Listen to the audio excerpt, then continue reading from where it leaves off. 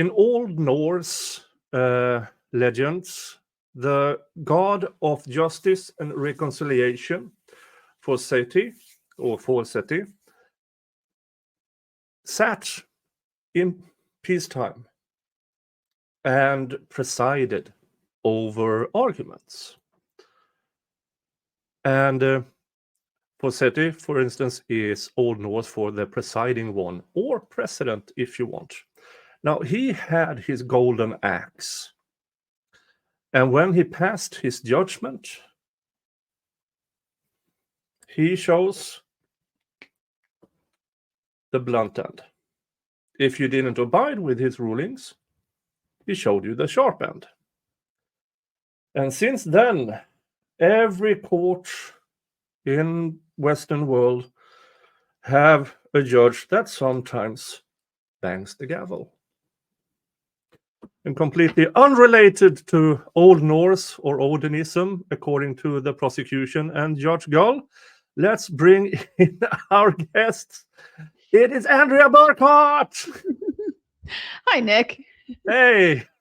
That's a great introduction. I have learned more about Norse mythology that I never knew, just through the sort of cosplay exposure that we got through this Odinism practice that is apparently alarmingly commonplace up here in northern Indiana. Yeah, I mean, that particular bastardization of Old Norse faith is they are calling themselves the Odin Brotherhood, or the offshoot that is the Vinlanders. Mm-hmm. And according to them, Forseti, who I just mentioned, had a meeting with a guy named Mike Mirabello in the late 80s, early 90s in London, because why not? And then Mark Mirabello have written a lot of books since, which these people follow, and it's all pure garbage. Has very little to do with the actual the Aesir faith, but it's very good if you are a white supremacist who wants to play cosplay. Definitely the impression I got. Yep. Now, these lies-infested people are morons. Problem is, they are dangerous morons. But thank you for showing up, and I hope we can have a great discussion. Let me bring on two others. You have already met one. It's Mo in the Deep End. Hello, everyone. Mo, you are basically a local. Well, I'm about an hour and a half south of Delphi, so it's only, get on the freeway. Nick followed me up there, which was dangerous because I swear to God, I'm the reincarnated leader of the Donner Party. I got him lost when we were up on the path. I told him emphatically, I was like, do not listen to me. I am directionally challenged. We get there and I'm like, I think this is the path. And yeah. Nick was That's so funny because the path is like maybe a half mile long. I'm having a hard time imagining getting lost on that path. No, but where the sign is on the offshoot of the road, there is a path down the right, and we thought that must be it. Let's have the two cripples go down where only raccoons and deer are. So that was in interesting. my defense. I did warn you. Yeah, you did.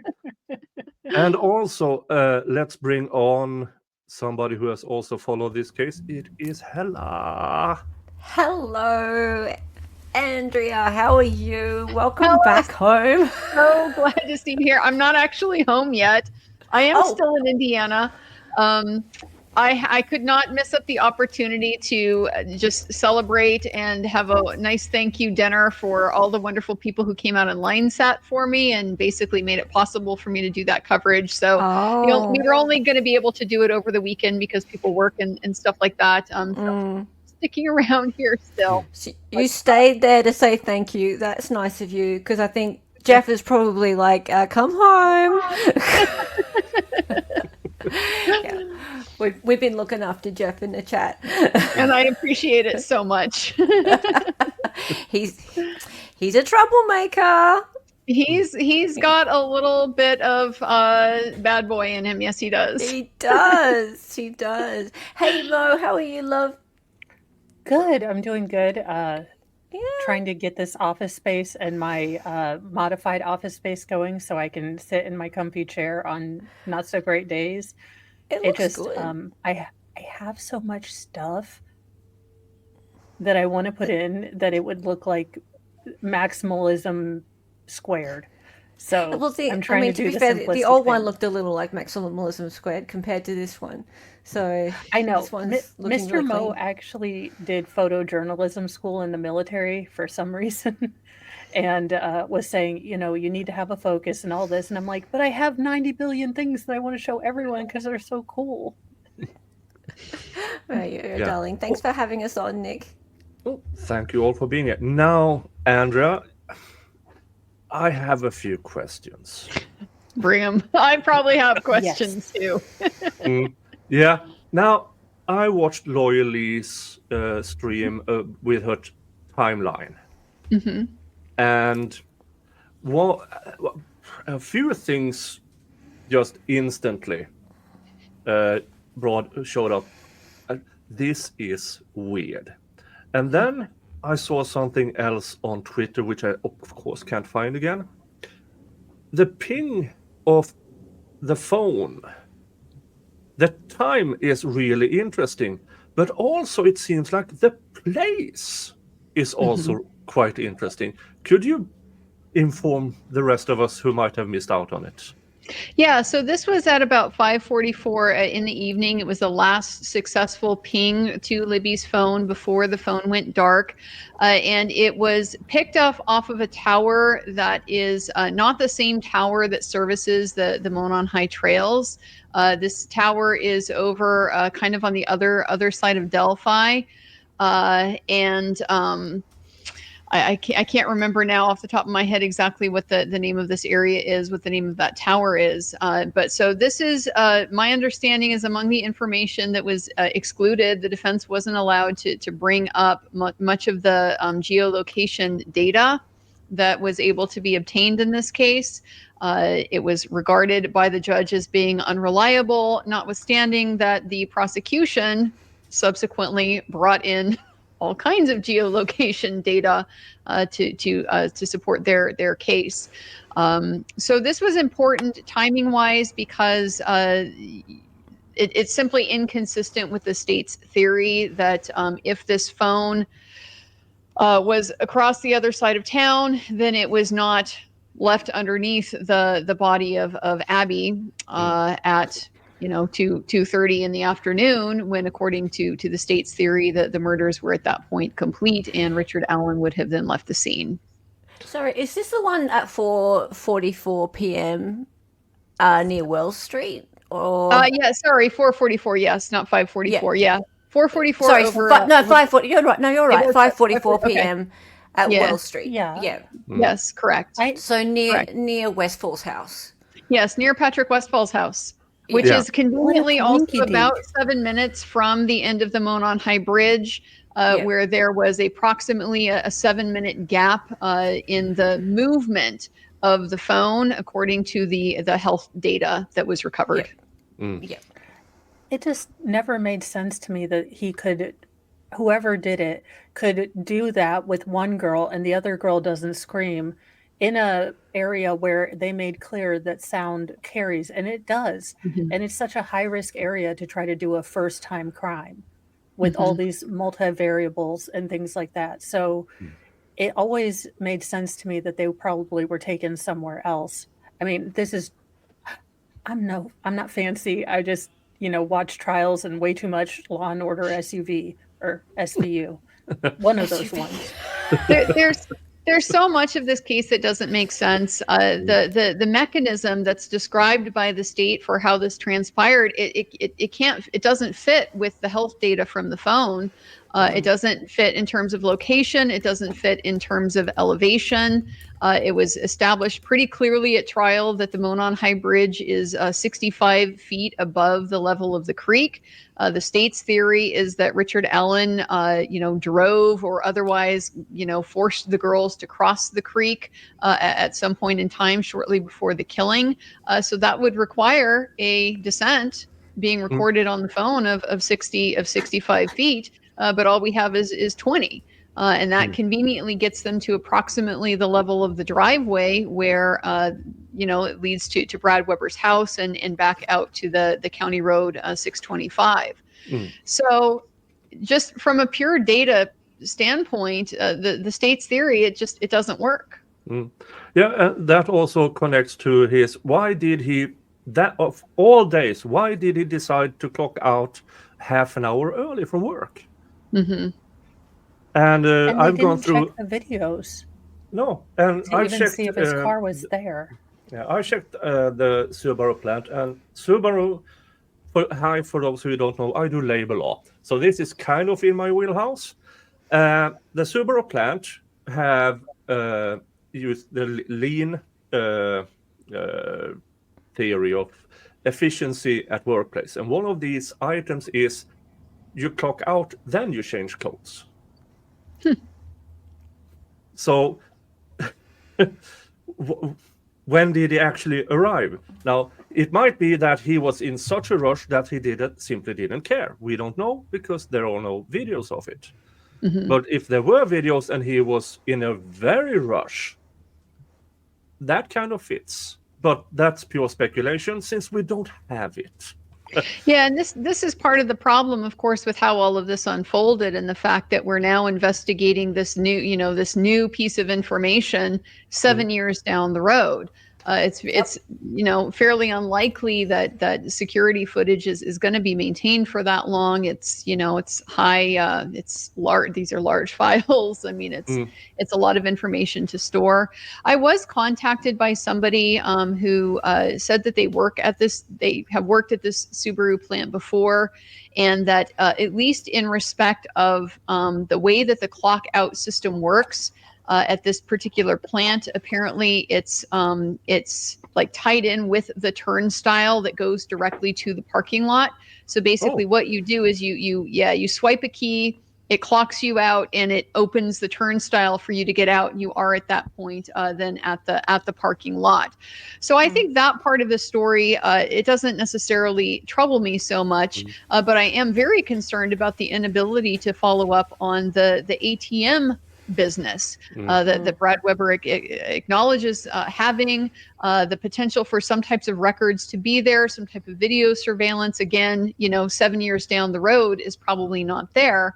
But just in terms of even the records of him accessing cash, the orders that he would have, any types of recollections that people might have this far down the road. There's just a lot that potentially could have and maybe should have been pursued there. But because this was such a late emerging piece of information, you simply don't have time to do that. Yeah. Andrea, can I ask you, do you think that even with all the things that were kept from the jury, just with what they had, that perhaps they were missing something really important? Like, I feel like this whole bridge guy thing is a little bit of a distraction from the crime scene photos. So when it comes down to it, those crime scene photos do not align with the story of him just doing a quick murder and being distracted by a man.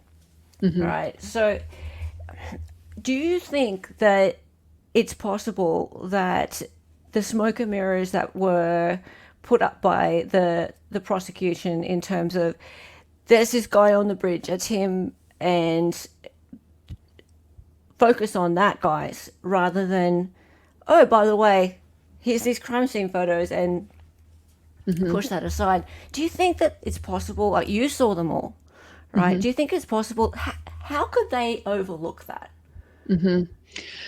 I'll tell you why. Because I was here. We didn't get any information. In 5 years, we got 2 sketches that are diametrically opposed. One is old and grizzled. The other one is young. Not to mention other, things. In 5 years, we got an additional guys down the hill. So we have nothing. So this is fertile ground for all of these conspiracy theories and different theories to come in. Then you don't have everything was sealed in the case. So we got a probable cause affidavit that made no sense, even in my non-lawyer brain. But you have the powerful and very difficult, he confessed.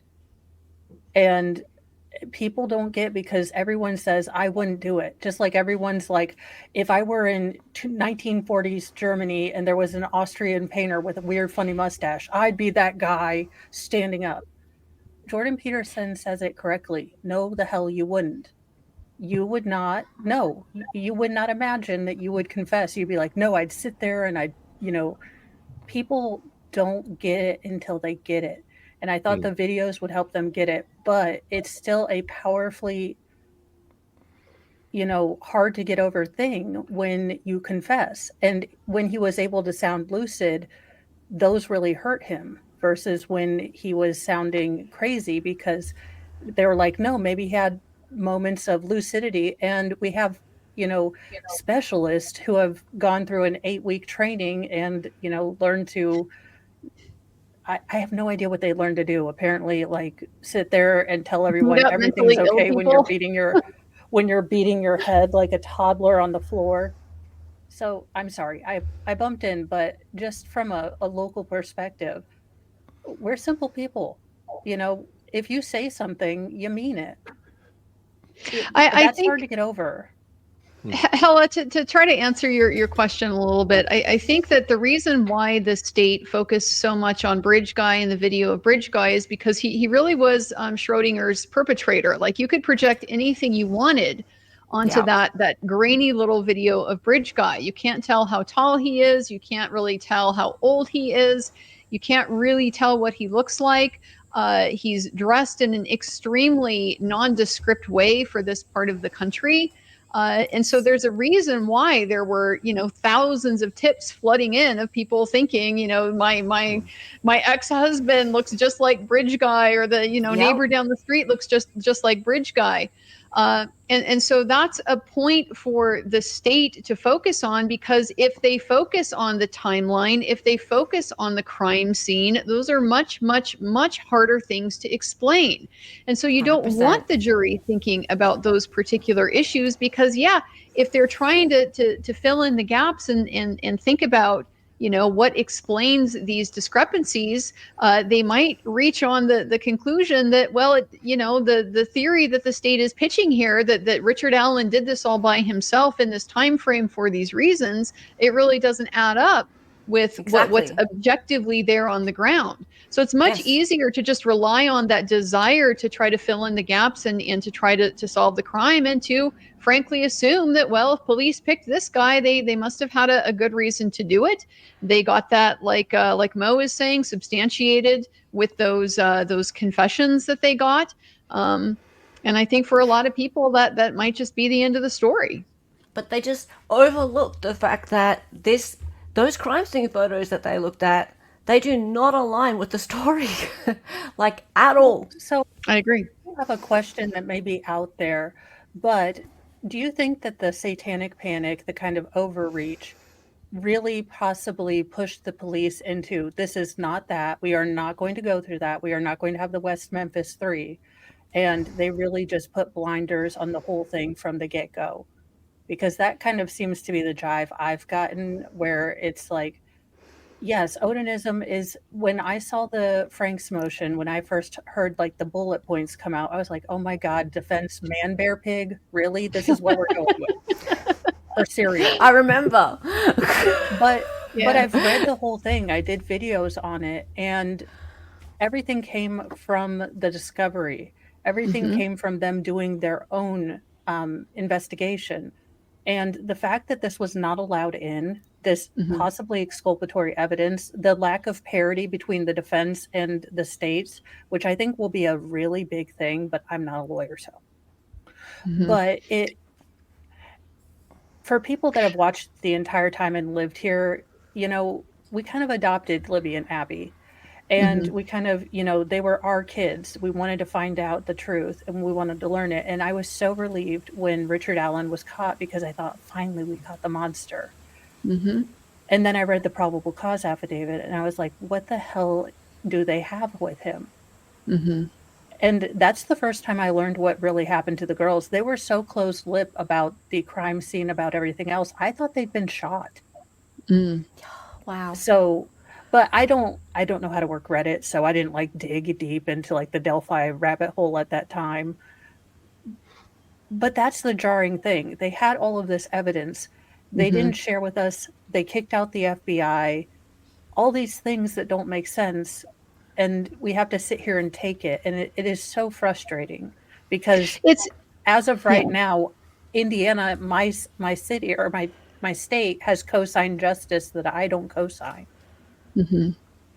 I understand very much the perspective that this Odinism angle, it seems wild, it seems improbable, it seems bizarre, it seems like the satanic panic throwback, like you're suggesting, and I think it may very well be. The problem that I have a few problems with it. I mean, number one is just the straightforward. If it's so stupid, then let the jury make that decision. It doesn't seem to be a good justification for me to not litigate the question.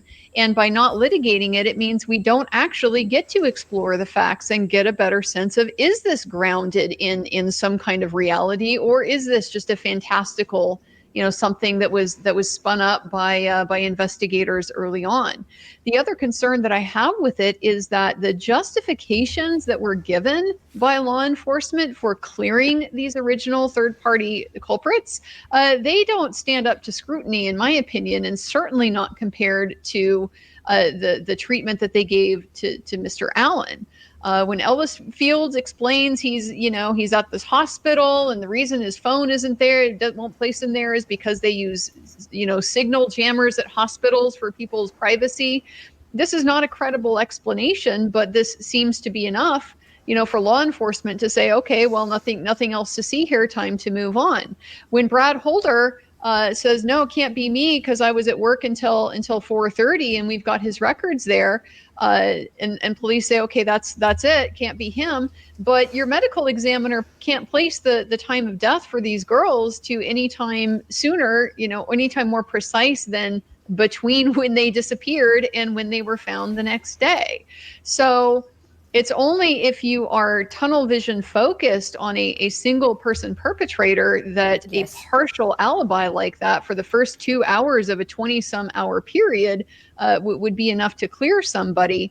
These are the parts of it that's very problematic to me. And then when you compare that to Mr. Allen, who they had to lie about what he said in his interrogation. They had to lie about aspects of what he said. They had to distort it.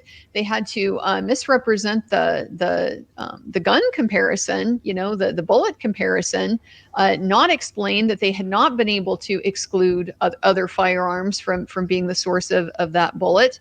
Not explain that they use this testing method that's completely unvalidated and has no, scientific kind of support for the methodology that was used. It's just such a glaring double standard that's part of why it should have been fleshed out at trial to give us more information, because when you have these inconsistent treatments like that, that's going to create fertile ground for people to wonder why. And that's where things like the conspiracy theories and the corruption types of arguments get room to grow. Exactly. And the thing is with Brad Holder, like, he was clearly connected to all of the other people that were in that Franks motion. So it's not like he was put forward as being the only perpetrator.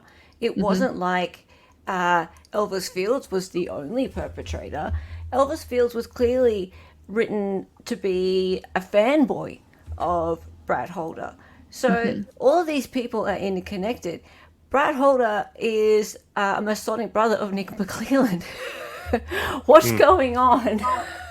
Well, actually, that kind of explains what's going on, doesn't it? Maybe. Yeah, I mean, we shouldn't have to ask these questions. That's really the problem. We should have just been able to have a fair trial about it. And because we didn't, we still have to wonder. Yeah. Yeah, and the lack of streaming, the lack of the ability for regular people to go in and be reporters. I understand that the world is this is hard for mainstream media, but we are the media now. We are the captain now. People don't want to listen to you. They want to listen to real people with real experience and real emotions because we tell the truth. And for, you and I'm crap with names. Allie? Lawyer Lee. Mata? Oh, Bob Mata, yeah. Well, for a bunch of you not to be able to look at the exhibits, Oh. we have Really.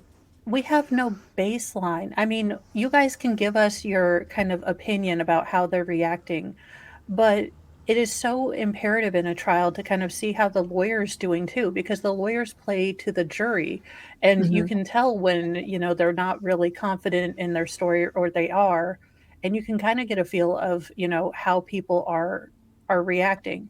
I will say I am shocked by this verdict simply because of the caliber of the questions that came from the jury. Now, I was on jury duty and I was shocked to death when I learned that we could talk to each other without deliberation prior to deliberation. I was like, this isn't allowed. I do, well, first of all, I was surprised I got picked when I told them what I did, but I was like, no, we're not. That's not allowed. And she's I like, would "No, love you to can hear do about it." that, because that No, was for me Judge. such a wild card in trying to figure out how this process is working. Because I've never encountered anything like that before, where the jury can kind of pre-deliberate. And so I'd love to know, like, what was your experience of that like? Like, did you guys do it? What did you talk about? It was a case that involved a hunter and a state trooper. And since I don't have a background in hunting, I would, in the middle, kind of ask, okay, what's kind of the standard protocol? Like, would you only wear an orange hat? Would you tell people around you that you're going to be scouting your property on the first day of deer hunting season? Like, things like that, because that's a world I don't quite understand. So I would talk about that, and I would kind of remind them, because I'm an uber nerd, goody two shoes, like, we can't deliberate yet, but that kind of thing. But it was strange, and I think people would notice things because I would notice the defendant and how nervous he was, and then I would notice the state, and I would kind of pick up on different personalities. So I would kind of go back and check and say, okay, how did you feel about this witness? Just overall, like, did you feel like they were kind of shooting straight, or did they have an attitude? Was there a grudge? That kind of thing. So it was nice to be able to decompress and not carry that through the whole thing. But it was really hard not to get into, like, I think this case is full of S, Yeah. basically. Because you're not allowed to do that, right? You're not allowed to come to any That kind would be of conclusion. Yeah. So it was nice to be able to get questions answered there. So, you didn't kind of lose a witness, so you could go back and, like, say, okay, these two witnesses, how do we feel? Because after, it was just a 3-hour trial, but it still was a lot to kind of decompress and go through. So it was nice to do that, but it was also hard to not try to form an opinion. So I think it would be really, really easy to just start deliberating, and I don't know how many people stick to that as much as they should. So that was a 3-hour trial. Imagine it over weeks. Yeah, that's the thing. And they were separated from their family.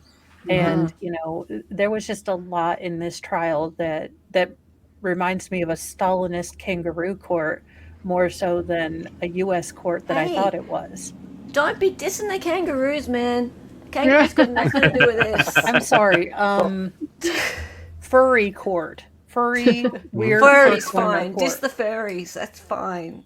Now, we got another guest. I'm get angry letters from furries. You know this. Sean, potentially criminal, welcome. You're fashionably late. Yeah, and just a little bit. fashionably Sorry about that, Nick. not yourself. No, this is inexcusable. Off you go. No, I'm just. All right, Now, well, now I want to bring up something that I find really. Now we have all seen these. We have all seen them. Mm-hmm. I mean, 2017 we are looking for the guy on the left. 2019, ignore the guy on the left. We are now looking for the guy on the right. But Yes. I don't think it's very publicly known that there are 2 more sketches.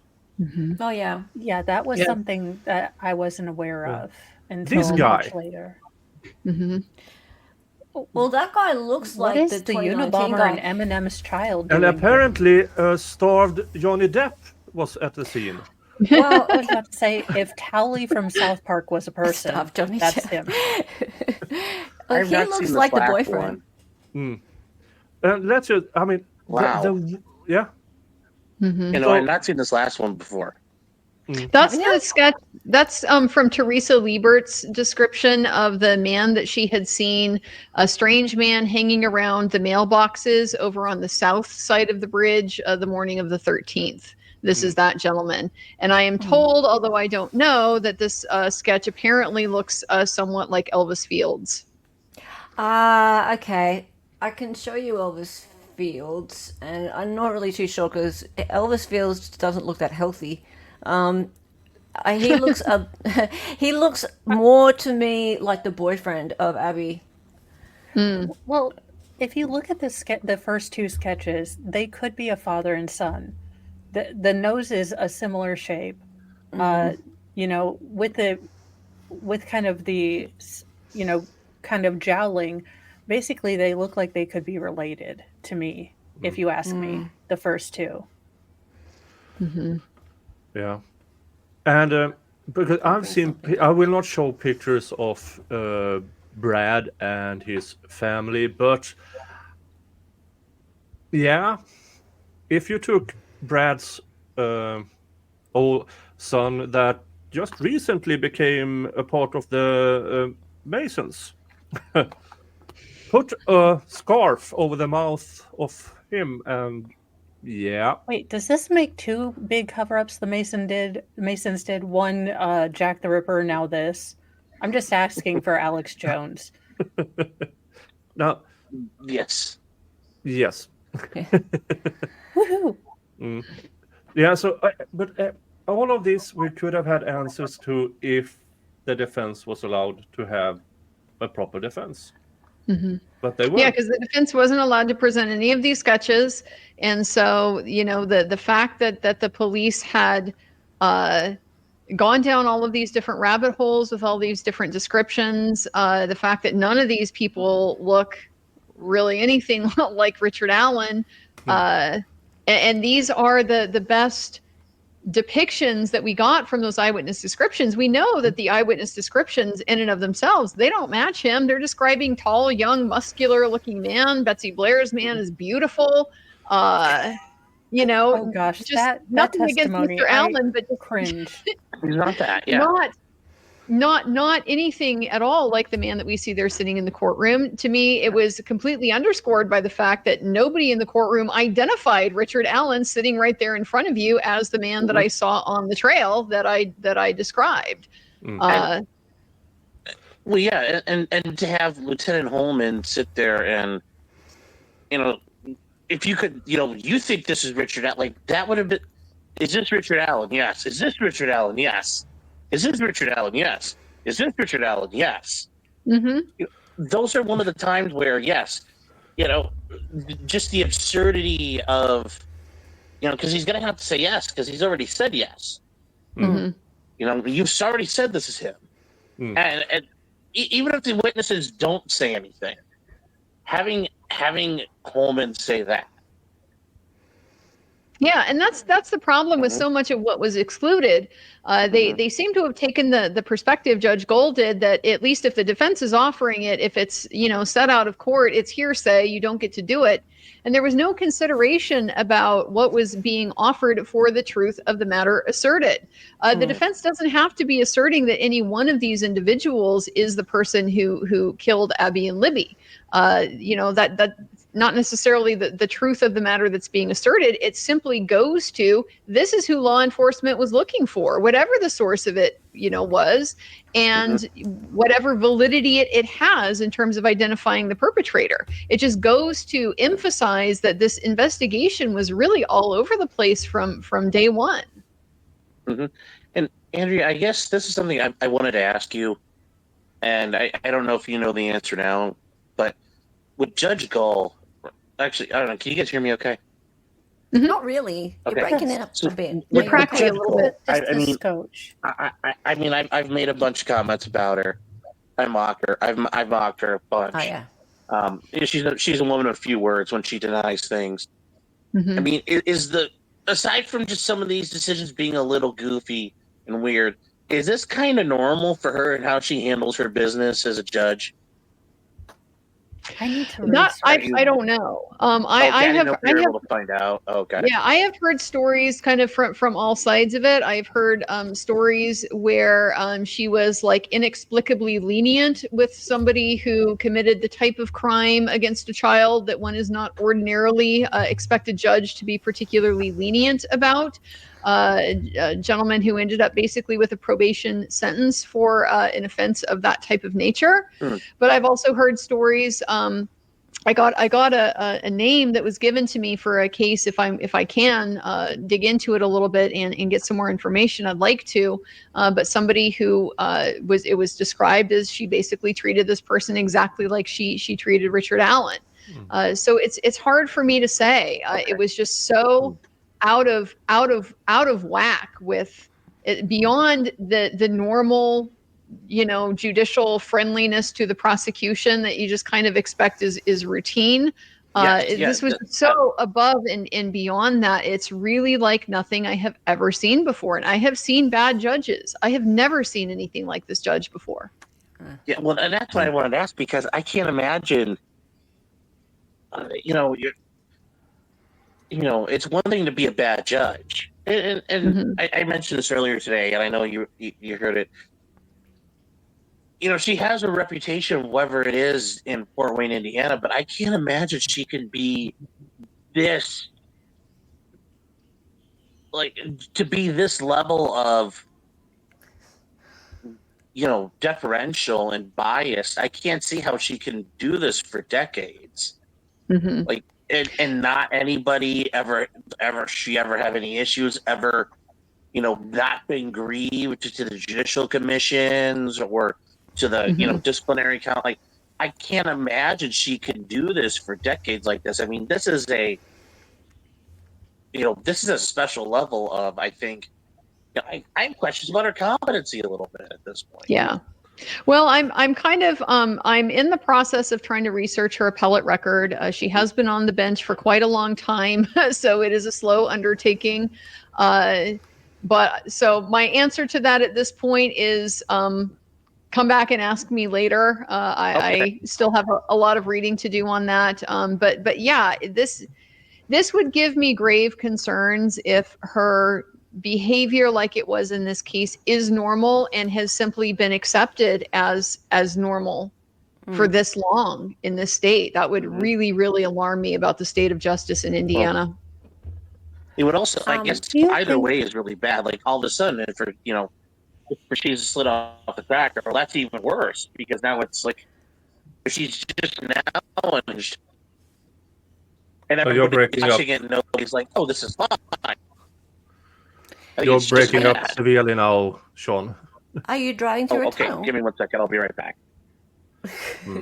Michael's headphone says Gull has been reversed recently for a similar defense attorney removal.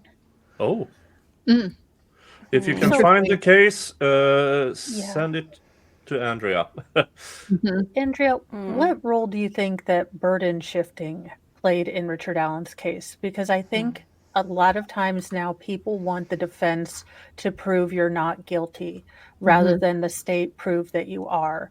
And then what do you think we can do to kind of fix that? Is there a way we can write instructions or explain things better to jurors to kind of make them understand where the burden lies? Yeah, this is a great question. And this is something that I talked about a couple times in the stream. I'll tell you where specifically it bothered me the most, and it had to do with the defense experts.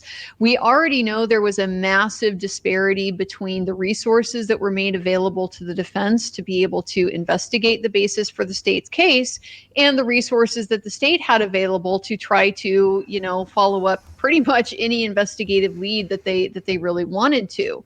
And so this, I think, is difficult in a case like this, where it would come up that, okay, the defense has hired an expert. Here's the scope of what they were asked to review. Could they have done more? Yeah, they could, but it costs money to do that. And we already know the defense was denied funding to be able to pursue those leads. The only reason they were able to present a lot of this expert testimony at all is because they literally crowdfunded for it. And so that was a situation where we saw it come out in some of the questions with the firearms examiner that the defense had hired. Well, why didn't you examine the bullet? Why didn't you do this? And the problem there, I think, is an assumption of that parity of resources that simply is not the case. And so I don't know that more instructions are really the answer there, because the jury is instructed. The defense has no burden. They don't have to put on any evidence at all. You can't hold it against them if they don't. But people do it anyway. And so maybe this was just a failure on the part of the defense to not have their expert prepared to answer that question. Why didn't you do it? Because the court wouldn't give me money to be able to do that, examination. Things like that. Similar things came up with the cell phone forensics as well. She had a very limited scope of what she was able to examine. And the problem is that encourages, if the jury is just looking at that in a vacuum, they're thinking, well, that's sus. Why wouldn't you want to get the entire story? They think it looks underhanded. And the reality is, no, they weren't getting paid like the state experts were getting paid to run down every single rabbit hole. So they just didn't have that type of option. And that's a piece of information that I think it's critical for the jury to have if they're going to be trying to evaluate the state's technical case versus the defense's technical case. You can't assume that they're on equal footing. Of course not, because he's the bad man. The state brings in the bad man, right? I'll be Sean, because Sean's just like driving through a tunnel. They bring the bad man in, and the bad man is, in this case, Richard Allen, because they trust the state to bring the bad man in. And jurors can't help but expect that the defense is going to disprove that he's the bad man. That's just it. And unfortunately, you can give as many jury instructions as you like, but Sean, I'm being you. Yeah, he's the bad man, right? Andrea, I don't know if you've ever heard me say that before, but I know the experience. When that prosecutor turns around and goes, "That right there is the bad man." Bad man. That's all they do. They point. Yes. If you could have heard this closing, Sean, if you could have heard this closing with Nick McClelland, talking about how just the blood and like this awfully graphic description, and Libby was crying and the fear, and it's that man there, Richard Allen, that caused all that. Yeah, that's exactly what happened. Yeah. And I've said it before. I remember the first trial I was ever involved in. I was helping out another attorney, and they let me join them. The guy we were representing, he, they weren't afraid. They were like, "Let's box it up and do it." But when the prosecutor turned around and pointed, he got a little low in the chair. And even I was like, "Oh, this is a weird feeling." And even when it happens today, it's still a little like, I'm ready for it, but still, you're like, okay, yeah, I still understand how that feels. I've been the prosecutor before pointing like that. And yeah, you can tell because literally you point and everybody forgets you're there for about a second. Mm-hmm. You could be like, all of a sudden you could probably put a clown right there and nobody would ever notice. No. A puppy. You could have a sweet little puppy sitting right there, and the entire courtroom would look at that puppy, be like, "What did that little shit do?" Guilty. He's a Lock him up and throw narcissist. away the key. Yeah, and I will say with that case I had, the guy was like, he wasn't taking any deals, but the victim got out in the courtroom. And she's like, and they start talking, and she starts crying, and she's like, he's one, and she started pointing. And the guy just, that was it, he broke. But yeah, the pointing and all of that, that's, the jury's looking for the bad man, and you're showing them who a bad man is right there. And Richard Allen's attorneys weren't allowed to go, look, there were other bad men. This could have been the bad man. Yeah. Yeah, and even the person on the stand, they weren't, Mr. Weber, they weren't allowed to impeach him properly. Yeah, that was a whole sideline that just really, that one really bothered me, because the impeachment process, it was just a joke from the beginning. There were never consistent rules in that courtroom about what you needed to do to impeach somebody. The state would just object on grounds that are completely wrong. Like at one point, Mr. McWheelan's arguing, no, you have to refresh him before you can impeach him. Absolutely, you do not. These are separate and distinct ways of confronting a witness. But so they would just object, and the judge would sustain them. It would get the defense completely off their game. Then when Brad Weber is finally on the stand, and Andrew Baldwin does an absolutely textbook confrontation with the prior inconsistent statement, it absolutely should open the door for that to be admissible. Judge Gold says, no, you never showed him the police report. The rule in Indiana specifically says you don't have to show the witness the prior statement. And so this opened the door then for the defense to have to put Brad Weber back on the stand in order to lay that groundwork to be able to impeach him. And once he got back on the stand, having been probably talked to by, somebody who had an interest in him performing a little bit better, he did. If they had been stuck with that initial performance that Brad Weber gave, he just completely lacked credibility. It was utterly destroyed. It would have been in a completely different position for the defense, but for this little gamesmanship and inconsistent rules that the judge was applying whenever the defense was, getting somewhere material. And when they had to recall him, guys, because they had to recall him later, he's not under oath again at that point. They can talk to that witness, and people can talk and be like, hey, Brad, here's how you should do next time when you go up there. And that's not illegal.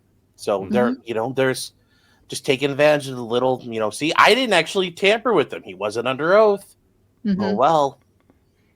Yeah. I want to go back to the lead investigator, Mr. Holman. Now, in the probable cause affidavit, he said some interesting things, but he also later on he said, yes, that is Mr. Allen. Yes, that is Mr. Allen, more or less, to all the sketches. But this is not the first time he said that some things that look nowhere alike looks alike. For instance, let me bring up from the probable cause. Well, I'm not showing you the probable cause affidavit, but in the probable cause affidavit, there were these different types of cars.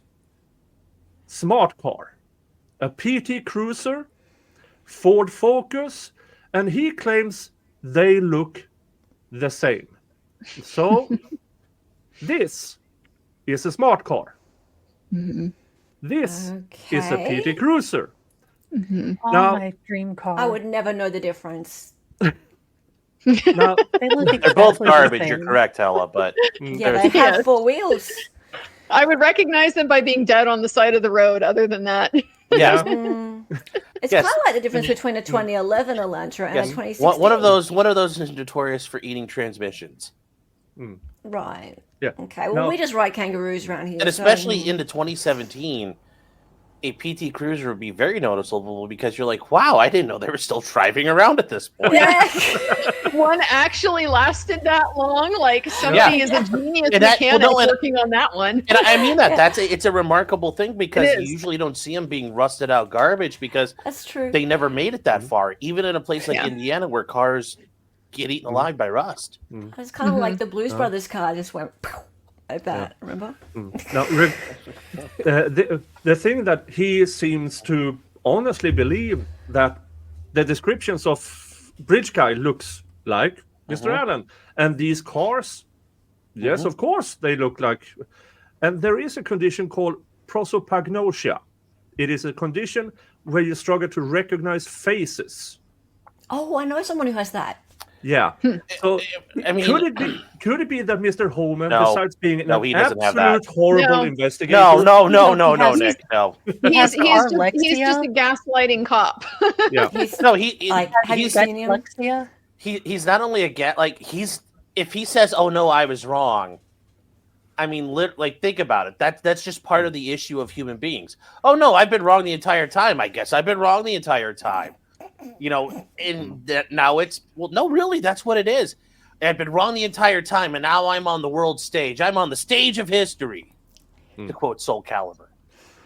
Yeah. Now you're gonna have to say, sorry, I've been a complete blithering, incompetent moron for the past 7 years. I've likely screwed this so bad we will never be able to convict another person again, because that's the other thing. By the time this goes to trial, Richard Allen goes to trial, that's the other issue. From let's say at that point something happened. And the time leading up to arresting Richard Allen, we got him. You basically, if they can't go back. There is no going back from that point, because now let's say everything gets thrown out.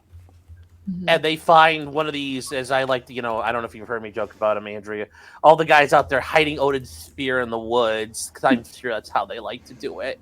I mean, because those big burly Odinists you see, because they all look like spear. Yeah, that's what they do. Yeah. They're all about Odin's spear, and I'm like, I love Odin's spear. That kind of part. Well, I mean, I don't know. I mean, always the people with guys do flippers that. that are like, do that on the parks. keep the bloodline clean. Why is it? It's always the guys with the lazy eye, the flipper, and one tooth, and they're like, yes, our bloodline is or the pure. You're square on over the target, Sean, because that's they're absolutely committed now to this theory. They got on the stand and testified under oath that there's no other possible explanation of events besides Richard Allen being the sole perpetrator. That it's not possible that somebody could have been there at the south end of the bridge. Like their tunnel vision drove them so far on and this nobody that they're else. completely locked into this theory. And so, if this is thrown out, I think that just goes to show. I've been saying from the outset that I would hope that if there was an acquittal, or if there was some type of disposition that is, I think, fair, that would exonerate Richard Allen, the investigators would never accept that. They have just gone too far down this road and boxed themselves into their theory. Yeah. There's nowhere else for them to go. Oh yeah, and that's the thing. Elvis Fields could be on his deathbed tomorrow, and he'll say, "I did it." And these guys say, "Did it?" Holman will be like, "Impossible." Here's the knife, by the way, and it still has the blood on it. Yeah, no, they could do that. He'll say, "I don't know how that happened, but I know Richard Allen did it." He will go to his grave, but that's also maybe there's the corruption issue there, but there's also just, once again, nobody wants to admit, oh my God, I completely fucked up the biggest thing I've ever worked on. The chips were down for me to be the professional, because 99 times out of 100, he gets to bumble and stumble his way through life as kind of like a mediocre hack detective. And maybe a murder or two. He's Police Chief Wiggum. Well, yeah, but that's the thing. For most of the time for cops, it's not that big a deal. You don't have this monster case that happens that, the world knows about. Maybe the community knows about, you hear for 20 years and then it kind of disappears, except for a newspaper article every once in a while. He probably was that guy. He kind of failed around and failed up. He's probably nothing special. And to be fair, it doesn't take much to be a decent police detective because most people snitch on themselves. Usually there's a lot of evidence. It usually ties a lot of people to a lot of things. This one's different because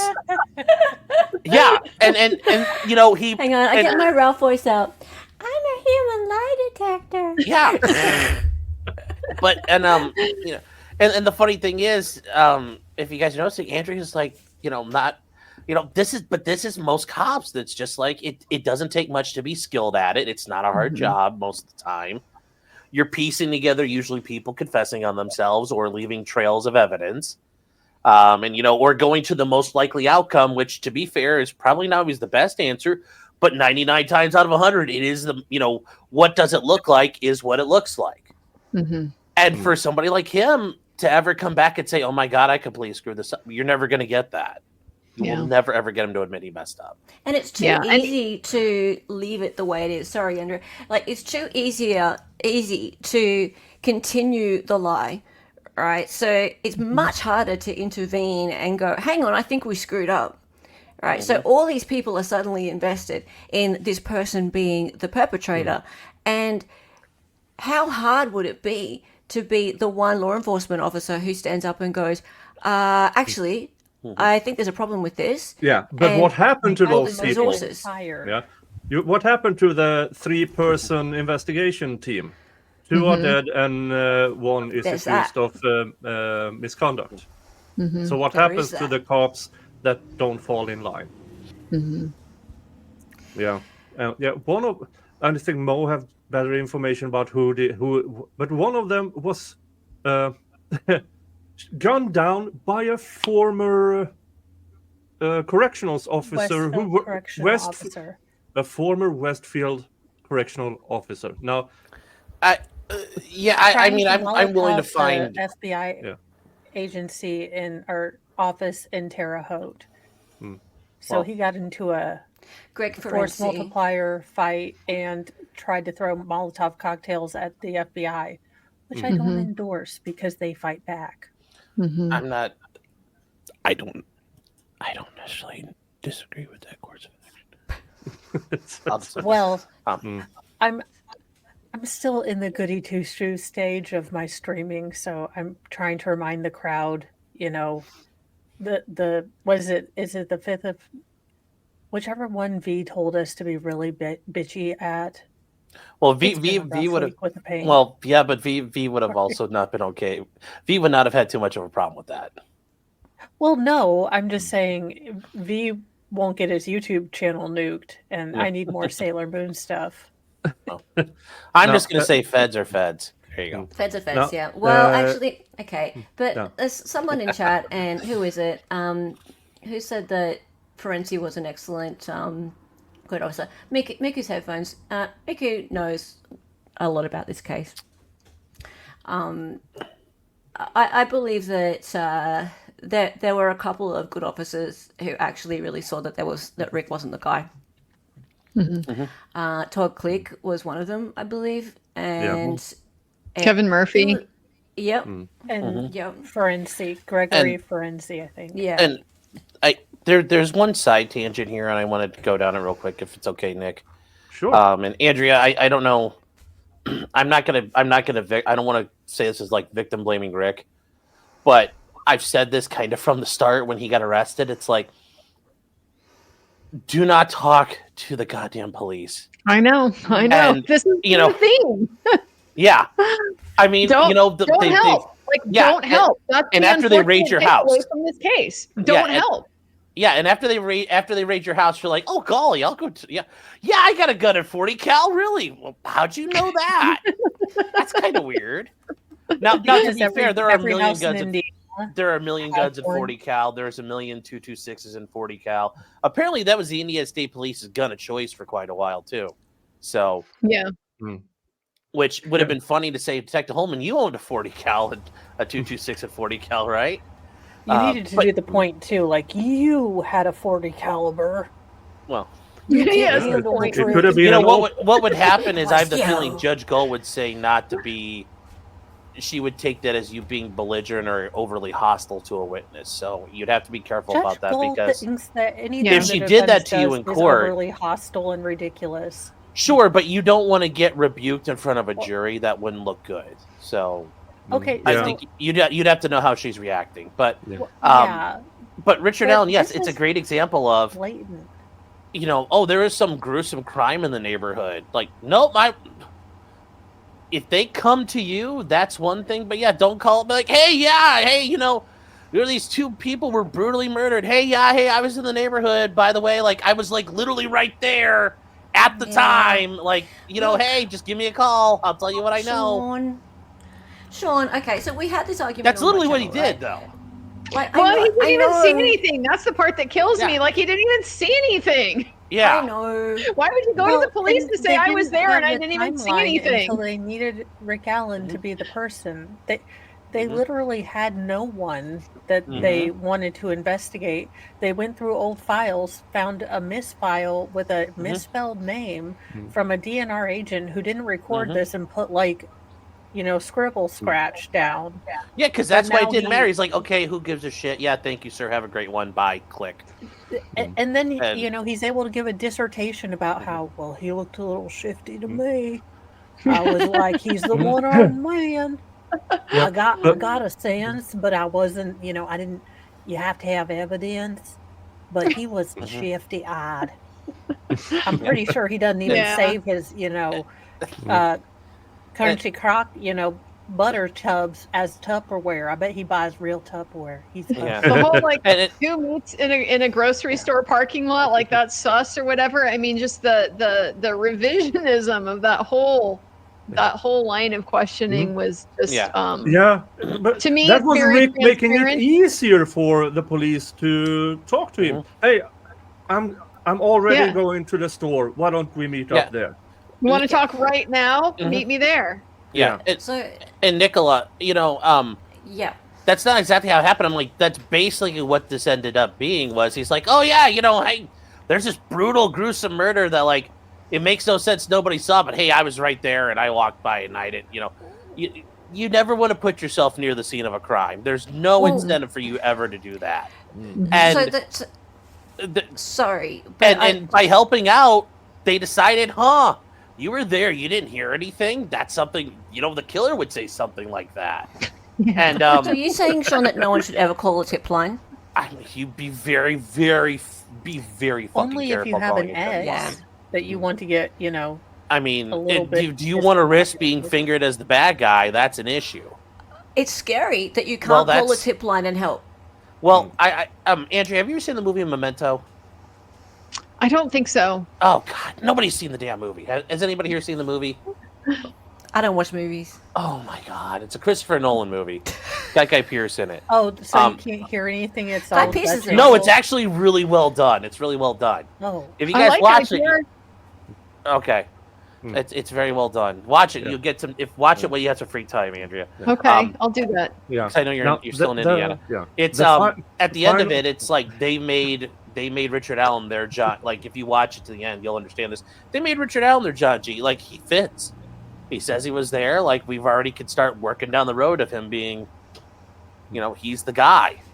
And what you see is when they stop asking the questions. They stop asking questions when they are reaching, the point where, okay, we've got just enough that we can hang it on him, but if we ask too many things, it might blow up in our faces. So we're not going to compare his hair to the hair of the unknown person that was found at the scene. We're not going to ask the eyewitnesses to identify him in court. These are things that potentially can undermine your case.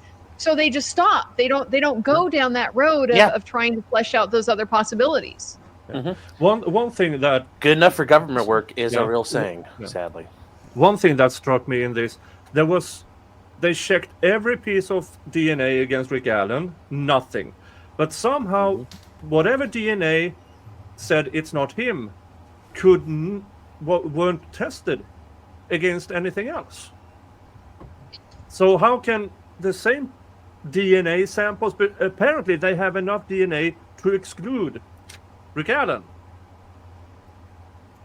There was a whole bunch of conflicts with the DNA testimony. There was a massive amount of DNA that was recovered from the crime scene. But when I say massive amount, I just mean lots of partials in different spots.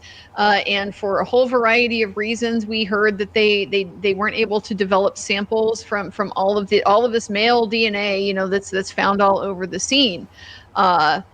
This is an area where, again, a defense expert would have been extremely helpful to be able to flesh out, okay, here's the implications of what you have when you have a partial. Here's the implications of what you have when you have a mixture. Here's things that you can do to, potentially still get information from those types of samples.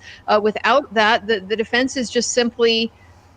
I mean, it's good that they don't have at least someone there saying, "Oh yeah, this is Rick Allen's DNA at the scene." So I guess maybe they're just going with this is. Yes. It doesn't hurt us that his DNA isn't there and all this unidentified DNA is, but something a little bit more definitive in terms of being able to provide information about, did you even really try to match any of this to Mr. Allen? Was that an option that you had given the type and the quantity and the nature of these samples? I think that could have been potentially really helpful. Yeah. And then you could have that expert say, yeah, it's an unknown male that's not Richard Allen. Because they can do that. They can tell you in the mixture, it's some guy, just not this guy.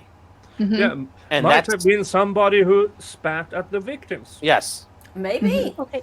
Because saliva contains DNA, but if you just park a loogie over the victims, might not be enough to actually include anybody, but enough to exclude somebody. And apparently it was enough to exclude Rick Allen. But then it should also be enough to exclude other people. Especially one who said he spat on them. And Andrea, I have a question for you. And this is where I kind of get the feeling based on those paintings that were done by that one guy. Was that Brad Holt? The paintings where the one girl's trussed up like a deer in the tree. Which kind of makes a lot of sense because, you don't find the blood. Did they ever kind of explain, like, where did all the blood go? They never did. Not with Abby. Abby always was a problem for me because we can see visibly on the crime scene. There just does not look to me like there's anywhere near enough blood here. She's got blood on the back of her sweatshirt. There's only a small amount on the ground underneath her neck. And the state's theory is she was killed exactly where she fell. You can compare that to the quantities of blood in this area that they are able to test and attribute to Libby. And you can see just with your own eyes, there's a massive disparity here between the quantities of blood. So I am very, very dissatisfied still with the explanation we got for Abby and her presentation, her condition, why she was so clean. Something the medical examiner said he's never seen this in his entire career with a wound of this nature. It is instinctive to try to touch it. Her hands were absolutely pristine. Yeah. They don't have an explanation for this that fits with a single man perpetrator. And it is part of was there basically their argument? Oh well, people just bleed differently, so she didn't bleed a lot. Like, was that their argument? They didn't argue it at all. Point. Oh wow! They just didn't argue it at all, and it's an issue that unfortunately, for whatever reason, the defense didn't hammer on that one. They focused their attention on other issues. I'm not picking on Rosie and Bradley. I was saying, McClellan, did he just get to say like, oh yeah, everybody bleeds differently, because that is one where the jury go, okay, well, Dr. Mann said people bleed differently, and that does make sense. But yeah, the way I heard it described, there's just so little blood. It's like, where did it go? And it almost sounds like, somebody was strung up in a tree and slit open. It's like, well, you could collect blood that way. I've done it before. I've seen it done before. It's Indiana. If you don't see a deer carcass hanging off a kid's swing set in November, it's not the holiday season. Well, that's the other thing. I mean, it's not that's why when she was trussed up, I'm like, well, I mean, I've seen that before, not with a person though. Yeah. Now, looking at because people referenced the Hangman tarot card, and now this is strapped. But why was she also staged that way on the ground? Yes. That is, I mean, at one point, coincidences stop being coincidences Mm-hmm. when there are Yes. time and time and It's time called again. circumstantial evidence. Yes, exactly. Yes.